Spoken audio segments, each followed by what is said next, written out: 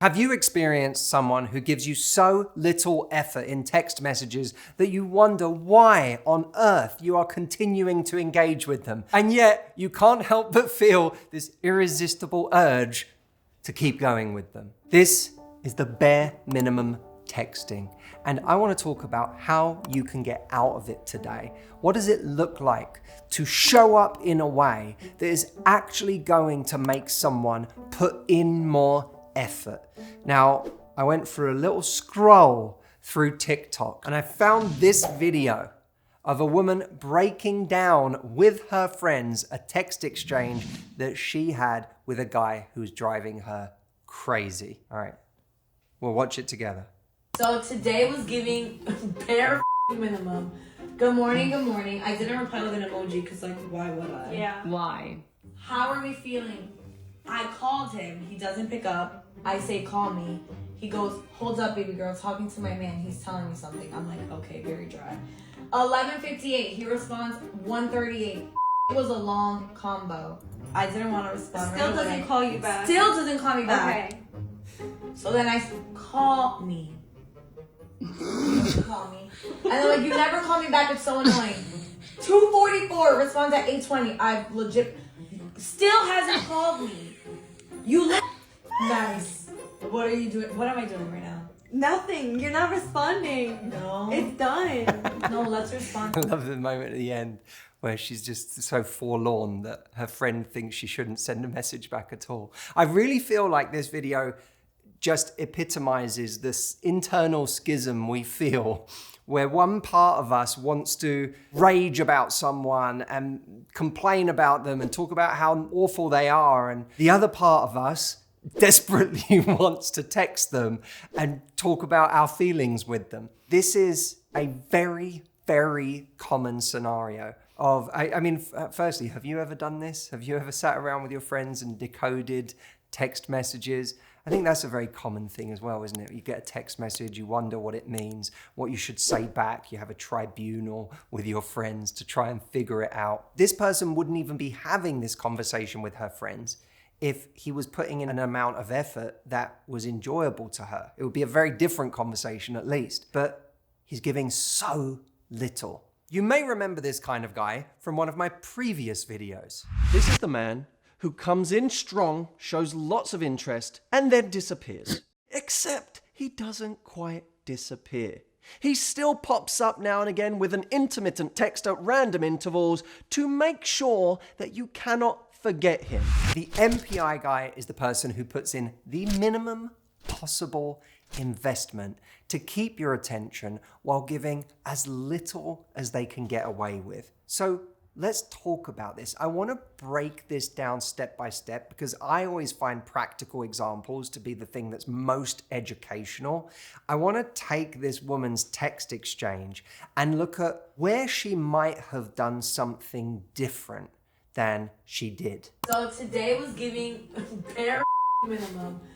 She's really likable, this woman, isn't she? Good morning, good morning. I didn't reply with an emoji because, like, why would I? Yeah. Why? All right, I want to stop there for a moment. The idea of I didn't want to reply with an emoji because why would I? He has sent, I can't tell what emoji he has put in his message, but he sent a good morning with an emoji. She, in a sense, is falling into a common trap of, even in response to his dry text, what she sends is a one-word response. So again, in that response, there's like a degree of protectionism. Like, I don't want to show too much. I don't want to show that I really care. And the challenge of that is when we're protecting ourselves by being aloof, we aren't demanding the things we really want from someone. We're not communicating our needs. We're not communicating a standard. In a way, we're actually dropping to the level of their standard, right? We're giving them permission to keep talking to us like this because that's how we're talking to them while never voicing our needs about how we want them to talk to us. And we're not modeling the kind of communication or behavior that we would like to see from them. And that word is really important, modeling, because somewhere along the way, we have to model the kind of energy we want to see from somebody else to see if they can rise to meet us there. There was a great thing Shakespeare said of Falstaff. He said he wasn't just a wit, but a cause of wit in others. Very, very interesting line. Not just a wit, but a cause of wit in others. Now think about that. That's leadership. That we can be something, but by being it, be a cause of it in someone else. By being flirtatious, we can elicit a more flirtatious energy from someone else. By being human, we might be able to cause more humanity in another person. By being authentic, we can cause more authenticity in another person. But that requires leadership. It means not waiting around for someone to be something first, but to model it and to see if they can meet us there. So I said I liked when she called him, right? I thought that was proactive, it was bold, it was confident. But when he didn't pick up, she then sent a message saying, call me.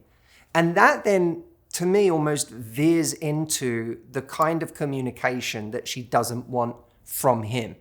Sort of terse, lacking in any warmth. So what could she have said instead? She could have said, hey, I just tried you and couldn't get through. Give me a call when you have a moment. This is modeling the kind of mature communication that she wants to receive from him. And by the way, everything I'm doing right now is just warm up because the main message that is going to make the difference is the one that's going to come at the end. Let's keep going with this video for now. He responds 138. Was a long combo. I totally get her annoyance because he's annoying me as I'm listening to it. Maybe he's annoying you too. I didn't want to respond. Still doesn't call you back. Still doesn't call me back. Okay. So then I said, call me. Call me. And they're like, you never call me back. It's so annoying. Now again, when she says call me, it's kind of like, barking something at someone, but without actually really expressing your standard or that you're not interested in continuing to text. Obviously, there's a right way to do that and a wrong way to do that, but simply barking at someone, call me again, isn't necessarily the best way to go about it. She then says, you never called me back, it's so annoying. Now, we know why she's saying that. She's being authentic. Like, it's really annoying. It is really annoying. We're all annoyed for her watching this. But when she says that, it actually has the opposite effect of what she wants. She wants him to call her. But by saying you never called me back, it's so annoying, she's actually just giving him more attention for the thing that she doesn't want. In a way, she's rewarding the behavior. By saying to a person, it's so annoying, you're really saying, I like you so much.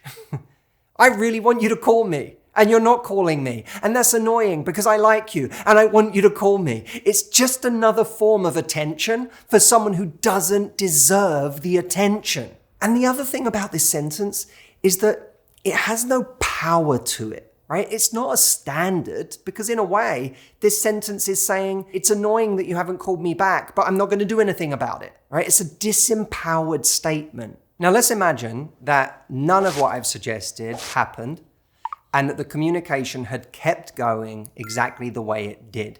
Let's find another moment where she could have intercepted this pattern. And by the way, that's the beauty of communication. There's so many different moments that even if we've been stuck in a certain way of being with someone for a long time, we can take the off-ramp and do something different. By the way, before we continue, if you enjoy this style of advice from me, if you're thinking, God, I would love to be in the hot seat, getting very specific advice for my scenario, getting a play-by-play for what I'm going through right now, go and try Matthew AI. We just released this last week. People's minds have already been blown by it. People have given it thousands and thousands of specific scenarios and got their question answered. So go over to askmh.com.